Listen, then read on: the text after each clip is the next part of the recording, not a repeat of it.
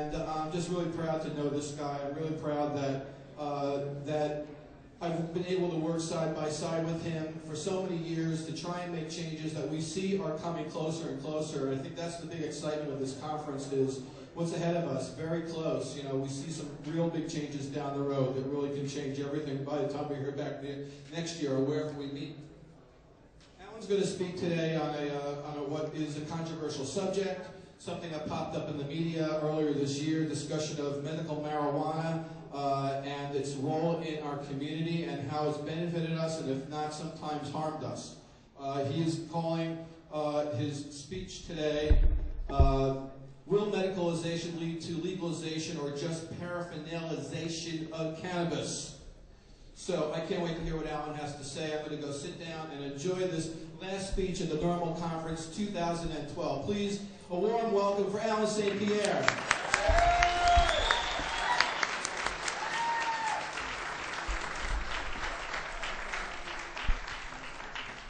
Thank you very much, Steve. Yeah, Steve and I have been working together for over 20 years. Rick and I gave the award out the other night for a Lifetime Achievement Award to Steve Hager. Many of those accomplishments were championed by his lieutenant, if you will, which was Steve Bloom. 420, medical marijuana, the WE Festival, all of those, Steve was intimately involved with those things. And he's the great chronicler of marijuana counterculture through music and TV and movies. So we're always blessed to have Steve working with us. I want to thank Paul for highlighting this film here today, because I can tell you one thing, you are a much braver man than me to go to Mexico and capture those films for us and everybody to learn from. So thank you very much.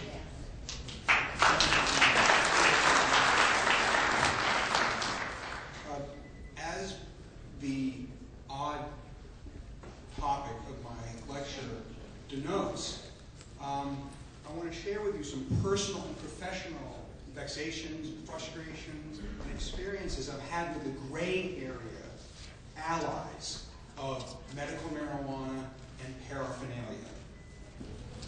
If we don't legalize cannabis, and soon, we could suffer through another 20 to 50 years of cannabis prohibition, while at the same time, two huge gray markets derived from the failed prohibition continue to thrive and expand, but can comfortably exist with cannabis prohibition such as it is today, with medical cannabis and paraphernalia. They can live with mass arrests, prosecutions, incarcerations, the hundreds of billions of dollars forfeited annually, over decades now, the indignities of drug testing, the legal sophistry of so-called drug tax stamps, the continued destabilization of our precious borders, the continued prohibition-induced horror in Mexico and South America, which we just witnessed. They can tolerate the wild disparity of institutional racism that plagues our so-called criminal justice system. Paraphernalia. Some personal stories to kind of get one from point A to point B. I'm 47. When I was 14, I was in Amherst, Massachusetts. By any definition, a liberal college town. And my mother and I had to go to a store because she wanted to buy, like, this is 1975, a beanbag or something along those lines. And so we go to this store called Faces of Earth. And amongst all the schlocky things you could outfit your dorm room with was a head shop in the back. I grew up on Cape Cod. I had never seen anything like what was in that display case. And my nose was affixed to it. And we got back in the car and I said, Mom, what was that? Well, that's paraphernalia. Bongs, pipes, and other things. And I said, okay, but I'm confused. Marijuana is illegal, right? She said, oh, yes it is, and you're never to use it.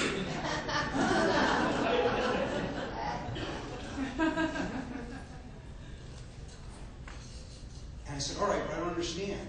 if it's illegal to use, how could that shop be there? That was a pretty unfair question to ask a 38-year-old mother who surely didn't give me a satisfactory or accurate answer. But I would suggest to you that's probably the beginning of my marijuana law reform activism, is that confusion. I could not understand why the paraphernalia was legal and the marijuana was not. Well, of course, today I can articulate that. As long as tobacco is legal, and you can take a device and drill a hole in one end and connect it to the other, then that's okay. One of the last great thought crimes in this country is when you buy a piece of paraphernalia that is otherwise lawful: glass, fire, sand. Last I checked, those are legal. But once you use the product, then all of a sudden, for obvious reasons, it becomes contraband. But up until that point, it's a thought crime. When I was about 15 years old, I went to a county fair, and some of you who are at least as old as I will remember that you could go to a county fair, and you could win the Cupid doll, or you could win some other schlocky thing. I went to one in New Bedford, Massachusetts, where I could win a bong this big. And I did. I won a huge 4-foot-tall U.S. bong with chambers and multiple platforms and a Gatlin bowl. Those were great. And I won that at a county fair by just throwing bean bags. So it kind of spoke to where we were as a society, that a 15 or 16-year-old could go up and win a bong like that. Now, trying to get it back in the house was an altogether different thing. And then one day I went to the local, I grew up in a very small town, and we had basically one convenience store. And I went in there, and I was intent to buy some rolling papers. I went in and I said, I said, some rolling papers. And the older gentleman who knew my family well, he goes, well, I don't think so. I'm not going to be selling you any rolling papers. I said, why not? He says, well, you don't want any tobacco with it. And I said, well, I kind of was confused and walked away. And I went in a couple weeks later and I noticed a pack of Bugle tobacco that had a pack of papers inside of it. So I went up and I said, oh, I like that pack. Pointed to it. I said, like that pack of Bugle papers and tobacco. And he handed it to me.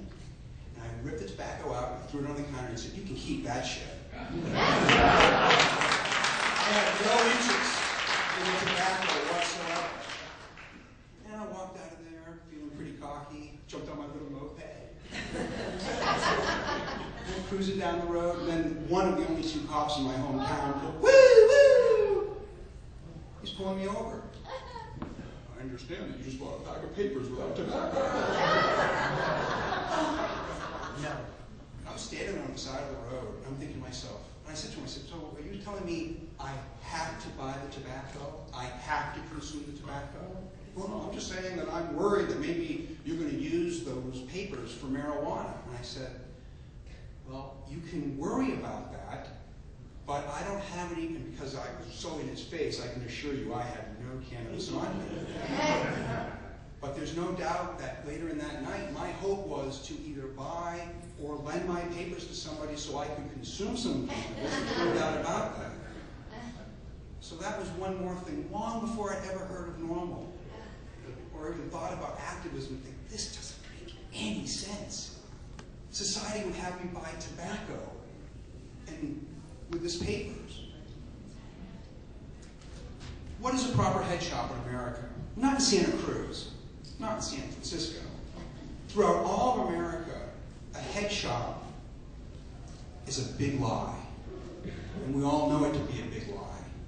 The people who make or blow the products know exactly what the products are going to be used for. The people who sell the products know exactly what we're going to use the product for, the devices for. And someone like myself who's spent a fortune on these devices over my life, I absolutely intended to use marijuana every single time with these purchases. So I think we all know that if you go to a properly run head shop, of course they would even repel at the idea that I would even call it a head shop. Some would say, an adult novelty store. So you know, if they're properly run, all the signs everywhere say tobacco use only, a lie. They have tobacco strewn in bulk form in the display case to give the illusion that we're going to be using this tobacco in our 4-foot snodgrass bong.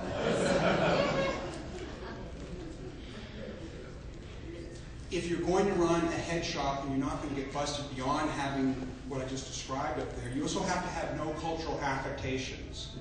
No high times, no normal point of purchase flyers, no Bob Marley imagery, because if you do get arrested and you do get drawn before a jury, and most lawyers would never let you get before the jury, it's the reasonable person charge. And I think every one of us, if we saw a big, huge, beautiful bomb or a vaporizer or fanciful pipes, and the jury is asked, do you think that these products are used for tobacco?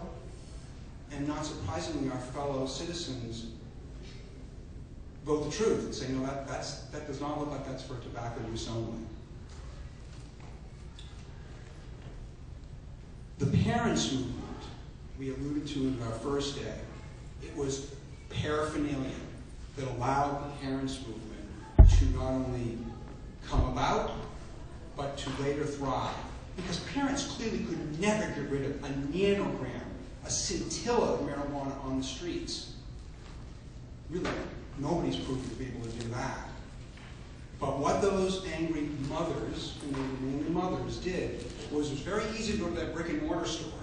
It's very easy to go in there and buy some of the products that were available in 75 through 1980 and go before the city council and say, this is an outrage that this stuff is available in my community. Skull bombs, devices some of you will remember where you'd be driving your car and you have a little suction pipe and you connect it to your window and have the thing come so you can drive. Well, some might remember gas masks that you could put on and drive smoking with a gas mask with weed on. Some remember power hitters. Some might remember the frisbees where you take a hit and throw it to your friend and they take a hit and throw it to their other friend.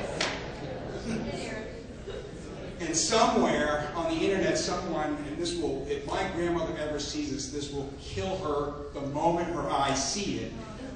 But back in the day, some people used to produce these penis pipes. And these were purchased and put in front of like the city council and say, look at this outrage. And online you can find me recently hitting one of these pipes, you know, that looks like I'm, you know, not engaged in smoking, but something else with this pipe. It made it very easy for the parents' movement to go after paraphernalia. And for all intents and purposes, paraphernalia in America was made illegal, immoral, and largely banned from about 81 through, I would suggest, around 1990. I mean, many of us grew up smoking out of apples and carrots and cans and all kinds of stuff because we didn't have access to safe, well-produced paraphernalia. The paraphernalia industry, and I would add here to the hydroponic industry, from 1980 to today, there's not a good word in English if you're paranoid and you're right. And there's no reason in the world why paraphernalia makers and hydroponic makers, unless they're really freedom fighters, if they're real libertarians, real forward-looking business people, it is completely pragmatic. It is in their own self-interest and self-preservation not to go over the Rubicon of making it look like they're engaged in either marijuana use or activism. How many of you have gone to the Las Vegas American Novelty Exposition, otherwise what Steve Bloom and Rick Husick and I would call Glass Vegas? Anybody here beyond us gone to it? Yeah, just a couple of us. I've gone to it a number of times. And I'm not recognizable as, oh, it's the guy from NORML. But I do always walk around with my marijuana lapel pin generally in public in that respect. And so going to it some years ago, I went into one of these people's booths and I was like, wow, this is beautiful, amazing stuff. And he said, what's that? Is that a marijuana leaf? I said, Well, yeah, of course. He says, you can't stand in my booth. I said to him, well, wait a minute, here's my business card. I'm the director of NORML. And he said, no, you really now can't stand in my booth.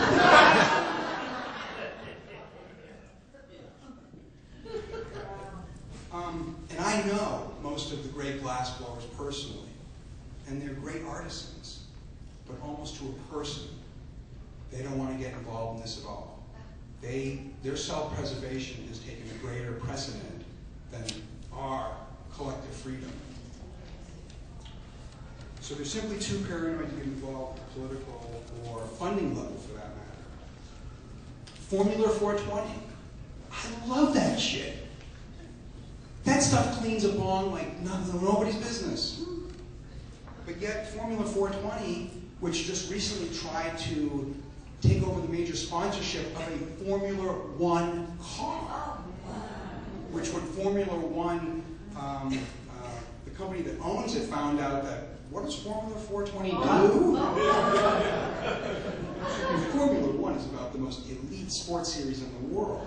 Hundreds of thousands, millions of dollars for a sponsorship. Not $1 for legalization. Not $1 to keep somebody out of jail.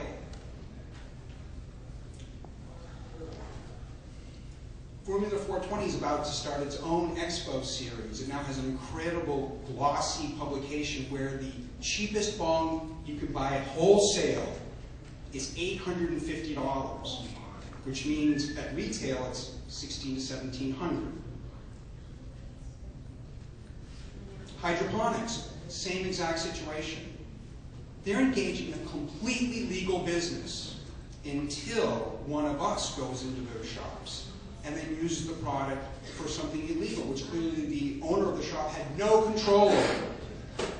Many of you who are not old enough to remember Green Merchant, Operation Green Merchant, or many of these other DEA task force were twofold. One, they definitely were going after High Times and their advertising base at the time, because in the 1980s, High Times lost its paraphernalia advertising base, as I just alluded to. So the next thing they went to was hydroponics and indoor growing, and so the government went after them.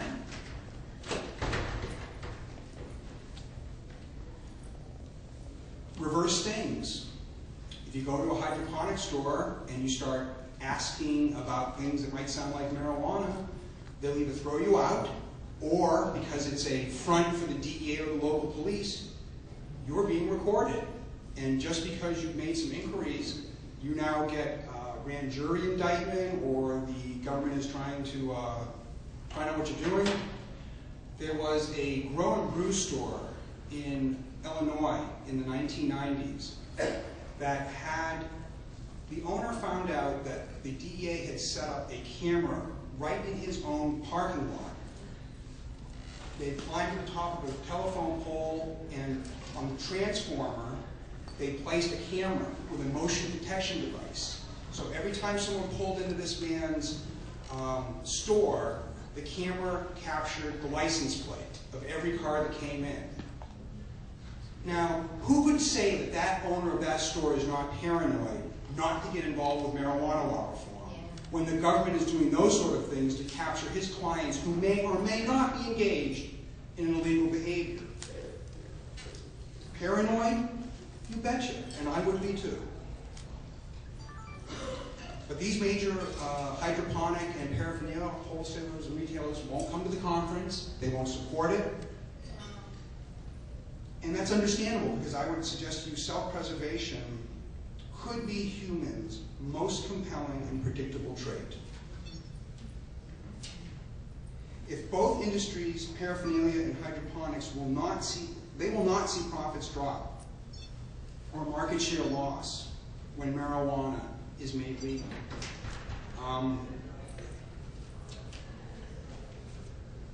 But medical cannabis will.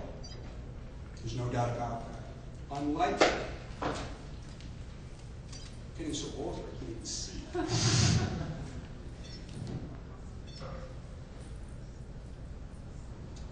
The medical cannabis industry, unlike paraphernalia and hydroponics, is absolutely, as it should, is going to have sharply it's going to have sharply lower the cost of cannabis for the consumer or patient, which necessitates lower profit margins for the producers and sellers.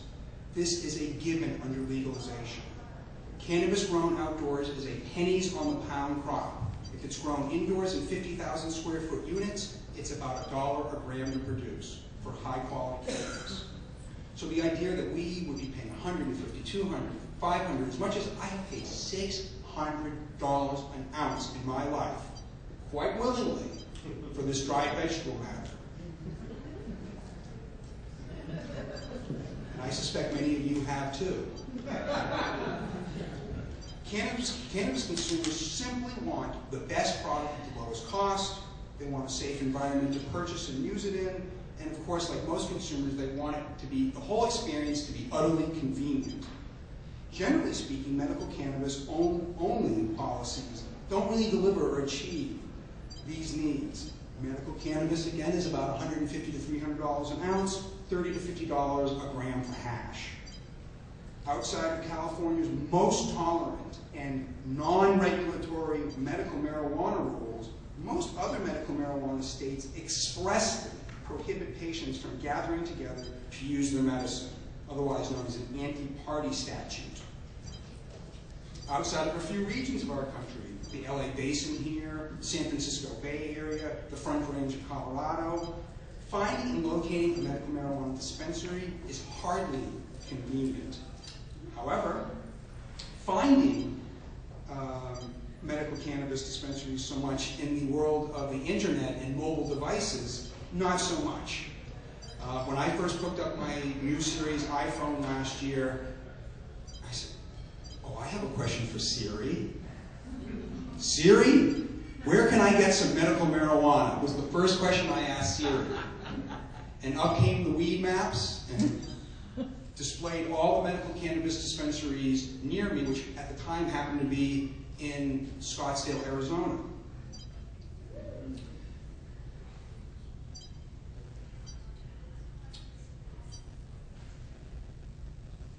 We had a panel earlier today on the changing face of medical patients, and it was an excellent panel that Paul convened. However, I'll introduce another changing face regarding medical marijuana that anyone who has worked at the NORML office and the chapters has readily observed over the years. The questions, the concerns, the complaints about medical cannabis. In the 1990s, medical marijuana-related calls and emails had a greater sense of urgency, jeopardy, desperateness. What medical cannabis could do for them as a therapeutic. Where could they ever purchase it illegally? And how can they help NORML change the laws to help themselves out? Those were the questions we mainly took in the early 1990s and throughout the 1990s about medical marijuana. Starting around 2000, 2001, the questions, the complaints, the suggestions changed incredibly and demonstratively. And we get, this is a deluge of NORML. I get 1,500 to 2,000 emails a day. Paul and the rest of the staff gets hundreds, if not thousands, of emails a day. So we have incredible biofeedback from the community.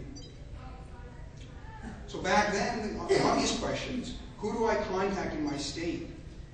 Today, the questions are along the lines of, who do I contact in my state or city to open a medical marijuana dispensary? How much money do I need to open up a medical dispensary? If I open up a medical dispensary, will I be liable for taxes, if any?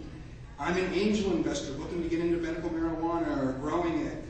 What should I be looking out for first? And we always say to them, read the Controlled Substances Act. Read both DOJ memos. Read your own state's laws and regulations. And, which is regarding the first two, it makes the entrepreneur, as we call them, entrepreneurs, face the question, is my business model legal? Can I even engage in this endeavor? And lastly, if they can get through those first three quandaries, of the CSA, their own state laws, and the DOJ memos, we would refer them to Richard Lee's Oaksterdam and say, now you need to go and spend 2 or 3 days with the experts to get the best education you can to determine whether you can or want to do this. And I always would ask those individuals, ultimately, you have to discern what your tolerance is for risk, civil forfeiture, and of course, possible incarceration.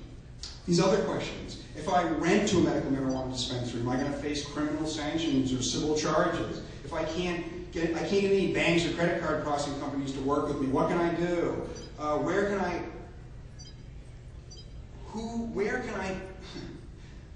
find a criminal? I don't want to find a criminal defense lawyer. I want to find a compliance lawyer. I want to find a lawyer who can get me through the zoning. I can get a lawyer who can get me my business permit. So I'm not worried about getting busted. I just want to comply with laws. Where can I get business or crop insurance for my cultivation center? And then the questions that today we hear more and more, or vexations, I think represent the limitations we have clearly hit with medical marijuana. Some of the questions are, can I have a medical marijuana recommendation and also keep my job? And it's so sad, and it's so painful to tell somebody, no. Every state Supreme Court decision that has come down on this issue of whether or not a patient, a lawful card-carrying patient, can also be employed someplace where there's drug testing, the courts have ruled that the employer gets the deference. Can this individual maintain their Second Amendment rights? No, they can't. You give up your Second Amendment rights in this country if you want to be a medical marijuana patient. You can't travel with your medicine for all intents and purposes. Your disease doesn't stop at the border. Your treatment shouldn't. And the ever-growing restrictions on medical marijuana that is prolific from California forward. New Jersey, Connecticut, soon Massachusetts, Vermont, all of these places have laws. Those of you who live in California, you wouldn't tolerate them for a minute. And all laws have become generally more restrictive from 1996 forward.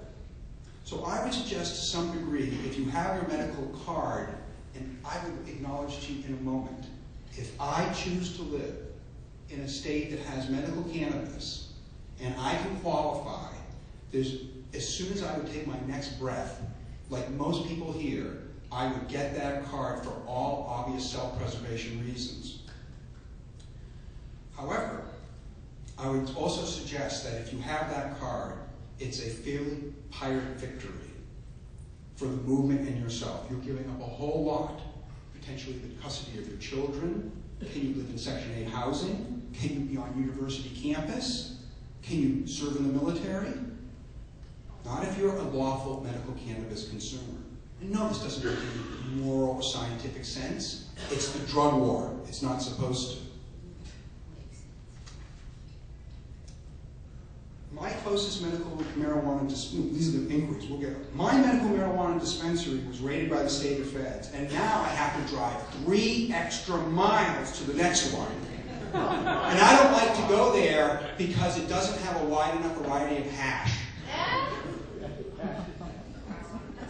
And on the other phone line at NORML, we're talking to somebody whose life is like a turd going down a toilet bowl because they just got caught with a little bit of marijuana, or they've lost a 30-year career. And somebody's calling on the other line saying, I have to drive an extra 3 miles to get the type of hash I want. And what is NORML going to do with it? About that, with just indignity. So I will share with you, well,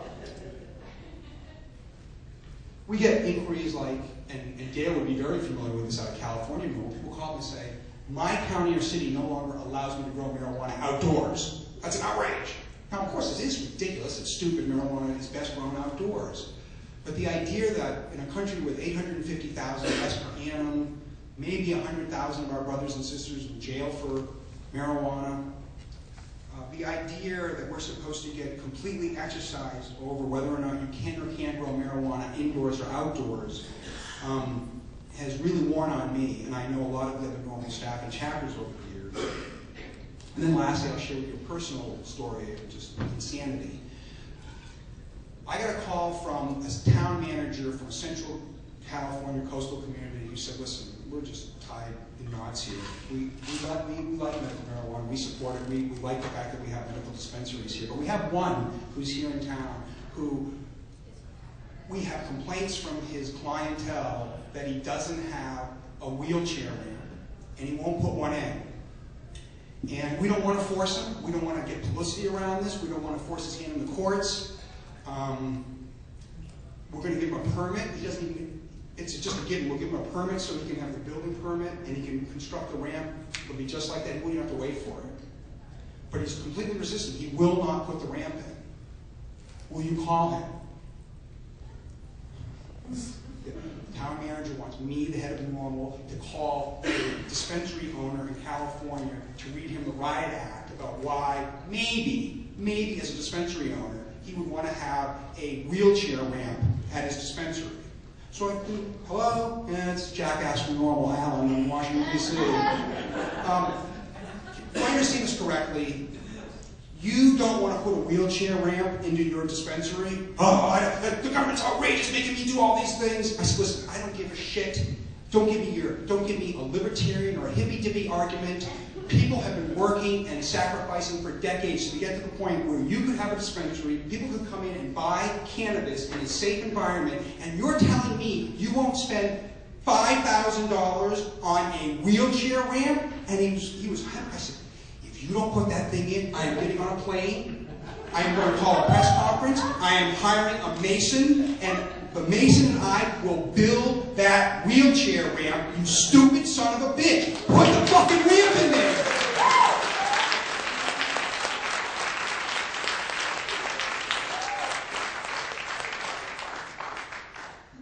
He was a little taken aback. The next day he sent me photographs of the wheelchair ramp properly being constructed. But that is just one ridiculous, silly intervention with me and one person. By my estimates, there are 5,200 medical dispensaries in the United States. Now, when we face these sort of questions today that are clearly totally medical marijuana related, not freedom or liberty, if you will, we refer them to ASA, NCIA, the National Cannabis Industries Association, and their affiliates, because now there are entities that will deal with only those concerns. Those are not NORML's concerns anymore, whether or not you can grow marijuana outdoors or whether or not your dispensary is 3 miles further than it was before. Some of you have heard this yarn before. Most have not. After almost a year of agitating, a number of pharmaceutical lawyers and lobbyists pinned me down for your typical K Street lunch. And it was fascinating, it was odd. They were all about my age, they were all men and women in their 40s. Most of them grew up or went to school in medical marijuana states. They get it. They know how good medical cannabis is for the human condition. But they represent the pharmaceutical industries of the United States. And so we find ourselves in this incredibly odd, uncomfortable conversation where they know we don't grow marijuana and sell it, but we're certainly affiliated with that. So they said, listen, we have some concerns we want to express to you. Okay? We have to spend between 2 to 10 years to get a drug to market so that it can be stamped a medicine. We spend on average between $100 million and $500 million to bring the drug to market. We will employ between 50 and 100 lawyers, physicians and researchers, and lobbyists to get the drug to market. When we get stamped as a medicine, we enjoy the 20-year benefits and the money from that medicine, but they also also, too, by the way, take on all the liabilities of a drug. So if you and I go out and get a drug today that is sold by a pharmaceutical company, we take it, and it is incorrectly made, then we have a tort, we have a liability lawsuit. And yet, their vexation with me was, you can almost imagine where this is going. They said, so that's what we have to do to bring our drugs to market. So we're a little concerned with what you guys do to bring drugs to market. You grow it in your closet, you dry it, you stick it in a mason jar, you walk it across the street, put it in a glass display case for $150, $200, $300, $500 an ounce. You pay almost no taxes on it at all, and you enjoy none of the liabilities in case anything goes wrong. We don't like that. And while we're not going to pick up the phone and get the DEA to come in and raid these places, we're telling you that the industry itself is going to push, and it's one of the most powerful lobbies in the world, to simply push to get the FDA and others to clearly never allow, and they never will, never allow a whole smoked vegetable product to become a medicine. There will have to be massive radical changes, both legally and culturally at the FDA, before a dried vegetable matter will be allowed to be smoked or vaporized. Pharmaceuticalization. We've talked about it for years at NORML conferences and TPA conferences. It's coming, and as soon as the first products are approved by the FDA, I suggest to you there will be no other states, and certainly not the federal government, that's going to entertain medical cannabis as we have known it. I've noticed, maybe some of you have too, the change of language at the DEA. From 1972 to 2011, you would find on their web pages and their brochures, and certainly in our litigation and lawsuits against them, pretty much this common refrain that was cited by DEA Director Michelle Leonhardt just last year when denying the rescheduling petition for the umpteenth time. Marijuana is not a medicine, period. End of discussion. That's not the case anymore, by the way. If you go to the DEA webpage, if you go to the LMDC page, if you go to the Above the Influence webpage, what does it say now? Now it says, no medicines are smoked. Very important change in language and strategy. We won the scientific argument about whether or not cannabis is a very safe and helpful therapeutic. That is without question. They realize now that the only way they're going to win this is to keep the distribution delivery system narrow, and to keep on this narrative, which is not an incorrect one, by the way, historically, that there are no smoked medicines in pharmacopoeia, at least legally. But they're keen on the sublingual sprays like GWs, pharmaceuticals, Sativix, the eye drops and ear drops, the transdermal patches, the inhalants potentially, and then the suppositories, which I think is going to make normal parties altogether different. As I alluded to, absent huge changes at the FDA or Congress, none of us in this room and none of our children will live long enough to see marijuana in its raw form be approved by the FDA the way that it's set up to do today. Another point regarding medical cannabis I find fascinating, and unfortunately because of the time limitations, I didn't get a chance to ask Larry Bedard from the California Medical Association the other day to tease out something I know, having worked with his colleagues over the years pulling that report together. And that is, frankly, most acutely, the California doctors no longer want and never asked to be placed between, as gatekeepers, a huge body of otherwise illegal cannabis consumers gaining an imperfect system in the state to be able to obtain a physician's recommendation to escape the expense and the ravages of modern cannabis prohibition and enforcement. So when you really get to the core of what the California doctors are doing, I would suggest to you they're trying to take themselves up in the middle here.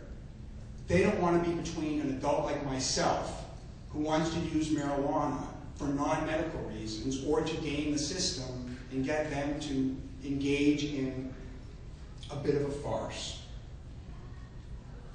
And reformers can't tout or overtly claim any existence of a so-called compassionate industry today. A compassionate use industry, it's called. Cannabis is sold.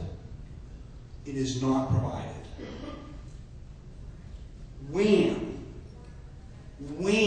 is one of the only models of the 5,200 dispensaries in the United States that tried and to some degree still operates under a stay high till you die hospice collective. But it has, I would suggest, failed. Because in our free market world, all of us, including me, when we want to get the product, we want to get it when we want it, in the amounts we want, and to pay what we think we should for it. So to sit around and wait for your crop to grow and to not have 30 or 50 or 100 strains to choose from, wham is a beautiful thing, but it's not something that can be replicated, and it's not the model of how we in the future are going to get cannabis. But wham is the only model I'd suggest that gets away from the idea that altruism is at play here.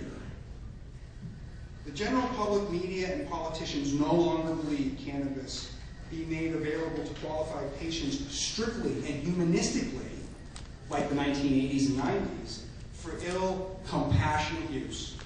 Instead, they're much more attracted today to tax revenues, social controls, and regulatory oversight. In my view, the Colorado medical marijuana industry, as compared to California's, or most notably the nascent one in Washington State, most certainly is not going to invest any time or rhetoric on trying to maintain medical marijuana law regulatory systems there by claiming compassion, altruism, or some profound humanity.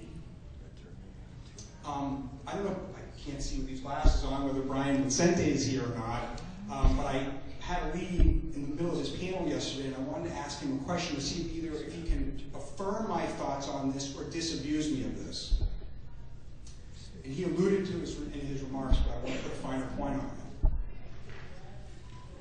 I believe that the Colorado medical industry is both sitting on their thumbs and or supportive of the legalization efforts there because they're forward-looking enough to realize that medical marijuana is not sustainable in Colorado, and here's why. The Denver Post this past spring, in a report, acknowledged that 60% of the cardholders year to date have dropped out of the regulatory control. Once Colorado had these controls kick in, a very large majority of the cardholders could no longer comply or chose not to comport with the law. So in essence, Colorado dispensary owners saw about a 60% reduction in the legally qualified patients that could walk in their front door. And with just a little more regulation from the government, they could see that remaining 30% halved. That is not a sustainable business model for a brick and mortar store that is seeing their percentage of their business be chopped so precipitously. So my supposition here is that the Colorado medical marijuana industry is so supportive or neutral on this topic because looking forward, they see what I have proffered for years. For every 9 cannabis consumers in the United States, 1 legitimately, morally needs medical cannabis. The other 8 of us, the vast majority of cannabis consumers, we want to have legal access to it too. And I think that the Colorado industry realizes, looking forward, that's the sustainable business models to serve all and the principal number of people who use cannabis, which are the non-medical users. I'm going to give you some foreshadowing here of something that I have no idea how this is going to turn out. In 2006, I would suggest to you the most problematic and destructive tool available to the government to thwart medical marijuana is the 2006 60 Minutes episode on medical marijuana. And it's a classic 60 Minutes. It wasn't that hard in 2006 to portray medical marijuana as some loosey-goosey, money-driven, camel's nose under the tent to get marijuana legalized. And for those of us who lobby outside of California and the West Coast, when you're in a state like Washington, a state like Maryland or DC or Massachusetts or whatnot, and you're talking to a legislator about reforming laws, they would just literally take their laptop and spin it around to me, and they have queued up that 60 Minutes piece. And it's been seen by everybody, and law enforcement makes sure everybody sees it. Okay, 60 Minutes is taking a second bite at the apple at medical marijuana. They went out to the High Times Cannabis Cup Awards this spring in Denver, and they captured some pretty serious and disturbing, shall we call it, B footage that many of us who have gone to these expos have seen that doesn't make them look a lot like medicine. And so they've been working on this for weeks, and I was on a conference call on Monday night with the producers and the correspondent, Mr. Croft, Steve Croft. And it seems clear to me that they're stuck on the narrative. And they're stuck on whether they want to show this before the election or after. My supposition is 3/4 or more of this piece is going to show the warts, the ugliest side of medical marijuana, the most exploited sides of medical marijuana, the most embarrassing parts of medical marijuana. But it's going to move through the narrative that we're either going to be stuck in a society with two Hobson choices. Either we're going to have this situation with medical marijuana such as it is, or we're going to move towards a regulatory control model. And Matt Cook, who was hired by the state of Colorado to essentially create the first serious regulatory controls for medical marijuana, and maybe I would suggest marijuana in future, he's featured prominently throughout the piece. And I think this piece is probably going to end with leaving it with the viewer of, it's either going to be the Airstreams and the pot docs and the nurses with the double Ds out to here, or it's going to be Matt Cook and his Marine crew cut and his law enforcement propensities.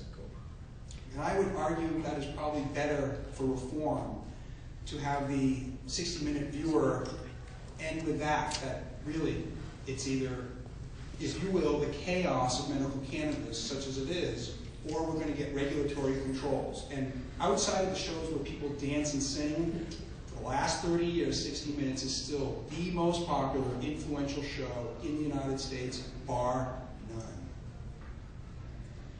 Personally, I've worked at NORML for almost 22 years. I'm the top donor. One of the top donors of the organization. I'm the top donor of the board members. I think of myself as a hard worker and dedicated. I will never look anybody in the eye and ask them to work any harder than I do. I've reveled, I almost perversely love to fight and argue with our opponents at the DEA, and the ONDCP, and NIDA, and SAMHSA, and all these other acronym bureaucracies most have never heard of. That's my therapy, working at NORML. I've worked there for 22 years under incredibly questionable budgets, insufficient funding. When I first got there were 30 liens on the bank accounts. And I can't tell you all the illegal things I did to try to keep NORML going and keep money flowing. The organization hadn't paid rent in 10 months. It was in the middle of what later became 2 IRS audits. Oh, those were fun. And the board let the staff attritiate to one person in the summer of 1992. Me. I worked at NORML for 3 months. by myself. I would suggest to you we never missed a beat. Every publication went out on time, all letters went out, all media was done, but it was crushing. I witnessed a malevolent and thankfully unsuccessful coup d'etat of NORML by Rob Campia at the age of 23 in 1995. I've witnessed the board of directors implode and sue themselves twice, spending hundreds of thousands of dollars of our members' money, not on legalizing marijuana or helping the victims of it. I've observed secret attempts to take over NORML by well-to-do proxies fronting for other drug policy reform groups. I've resisted the clarion calls and recruitment from corporate, government, and NGO headhunters who've tried to hire me out of NORML. Came close one time. I love fly fishing. And the Orbis company of Vermont came this close. The closest, the only thing next to my heart closer than cannabis and freedom is freedom and fly fishing. I've had to stave off family members and friends who literally want to take me into an intervention, not because I smoke pot, because they think I'm fucking insane to work on K Street for 22 years under the general conditions that we at NORML work under, which are very tough. But despite all of this, I will share with you I've hit a nadir. I've hit a low point in my experience with NORML. And the reality and supreme frustration, notably in a state like Washington, of now having to, along with historic traditional prohibition opponents, privately and publicly confront my fellow anti-prohibitionists who are actively opposing the legalization efforts of their own historic and traditional allies. About this time last year, I was asked to give a lecture at UMass Amherst, and they wanted it to be twofold. Tell us what you see as good perspective about marijuana law reform in the future, and it looks really all upside, they suggested to me, and I think they're right. But also, too, we want to hear what you fear, what drives you nuts. What do you think is going to affect negatively the strategy of the organization? And I shared with them at that lecture that I came to the reality. I woke up one morning and realized that we have anti-prohibitionists opposing anti-prohibitionists.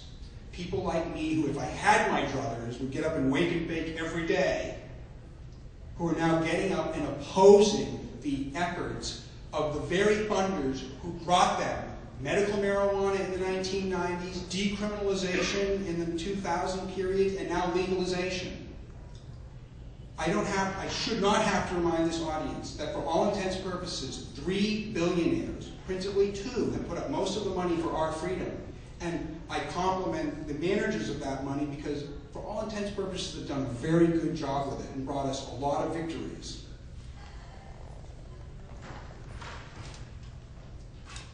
Rick Steves was here this weekend. If you'd already seen him at previous conferences, you know what an incredible human being he is, how blessed we are to have him in the camp of reform. He barely mentioned his frustration because he sort of is a take the high road type of guy. But he called me on his cell phone when he left the announcement meeting in Olympia, Washington, where they turned in the ballots. He was the principal spokesperson of the media, and the activists that were there were protesting him, calling him a sellout, saying that, you're against the patients, you're throwing the patients under the bus. And he called up and he said, he described to me what just happened. Within an hour, I was getting calls from the AP and the local writers to tell me what had happened. But he called, and I could hear the shame wells in his throat. He said, why are they doing this? Why are they doing this to me? Or better yet, he said, now I get it. Now I understand the frustrations that some of you have had working in marijuana law reform for all these years. Now I get it. Now I know why your hair is so fucking gray, Alan. And this is metastasized all the way to NORML's board. We're an organization that supports the legalization of marijuana. That is so self-evident. As self-evident as I have a nose on my face. The effort in Washington, in my view, is unbelievable. Is it perfect? No. As has been acknowledged here, Paul and myself and Keith, we fought to change aspects of it. We didn't prevail. But it didn't mean we were going to spend any time or an iota of energy opposing what arguably is the best structured legalization initiative ever, bar none, with the, as Dominic described so aptly, this amazing lineup that Allison Holcomb has put together out there. So as you can imagine, they came to us after they got on the ballot and said, well, will NORML's board endorse the initiative and dedicate resources and time to pass this? Which to me is obvious. And so we had a board meeting, and we voted unanimously. Duh! Unanimously to vote for the initiative. And then we had a second discussion about should we have stipulations, since we had these concerns about the DUI statutes. Should we stipulate it? Should we have a public endorsement but stipulate our concern? That's not a strategically smart thing to do, it was argued. So there was an 8-3 vote to not add stipulations. And then presumably we would walk out of that meeting arm in arm in favor of legalizing marijuana in Washington. That was very short-lived fraternity. One of our board members from Washington State, who certainly represents the medical marijuana industry, left that meeting and immediately opposed the initiative and started an incredible revisionist history that somehow or another the board did not vote unanimously, that he himself did not vote for this legalization initiative to be endorsed, that we do have stipulations that we are publicly making known. And that has caused some severe pain and frustration on NORML's board like I can hardly express to you.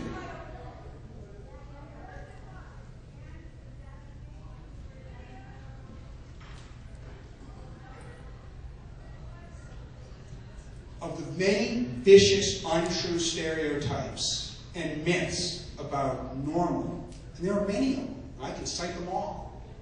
The most infamous one is that the acronym stands for, and you know it better than I, the National Organization for the Reform of Marijuana Lawyers. I'm not a lawyer, though I get to play one on TV. Almost a majority of the board is and has always been lawyers. And I think that is a good thing. But the lawyers traditionally were criminal defense lawyers who represented people like me, victims of the prohibition and the law.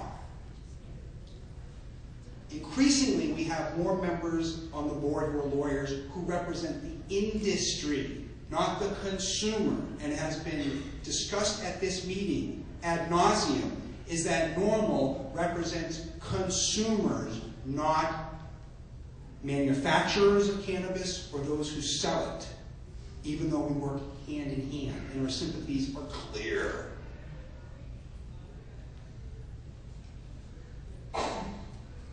The LA, for those who read the LA Times today,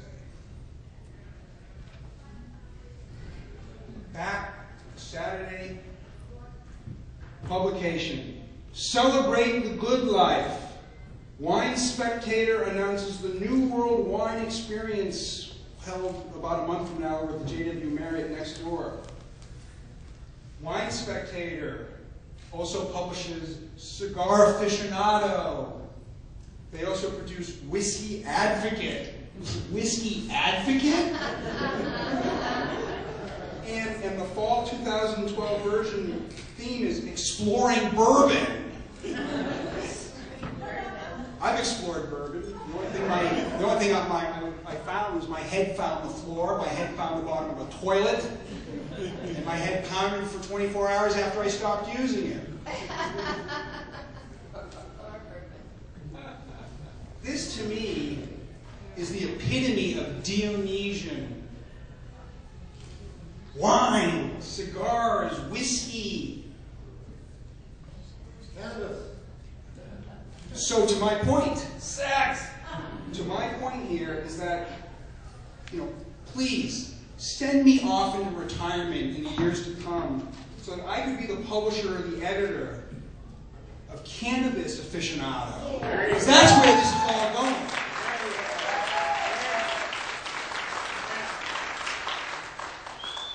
Lastly, to end the conference.